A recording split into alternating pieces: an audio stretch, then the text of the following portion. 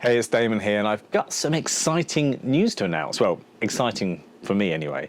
So I always wanted to do something quite epic for my 50th, which is coming up next year, like a mountain project. But sadly, over the last 10 odd years, I've had a number of health challenges, from toe reconstruction, back problems, shoulder problems, just to name a few.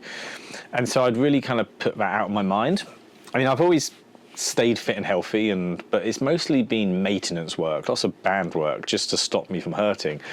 But anyway, this winter I thought, maybe I can get back out and do a little bit of ice climbing. So I ramped up the training a little, and I spent a few days up north, and I managed to get some good ice climbing done. And for those of you who don't know much about ice climbing, it really is brutal on the body.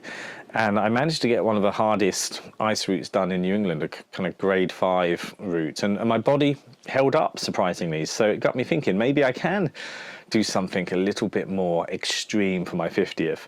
Anyway, I returned back, and an old school friend, Alex Milley, reached out and said, "Hey, Damon, I'm thinking about doing Mont Blanc in the summer. Do you have any tips?" And I was like, yeah, take me. So me and Alex Milley are off to do Mont Blanc in September.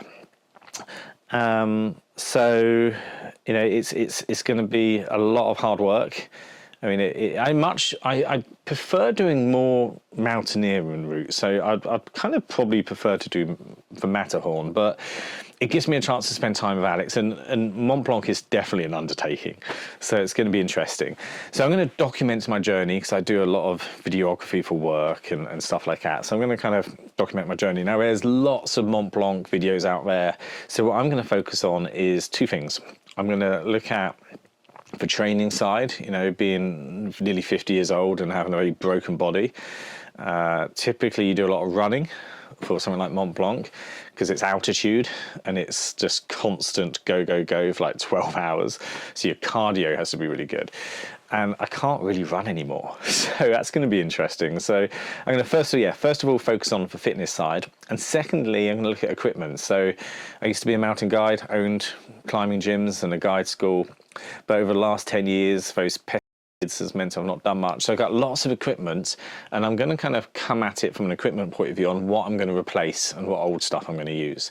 So if you find that interesting, please subscribe and like, follow my journey and ask lots of questions, and wish me luck.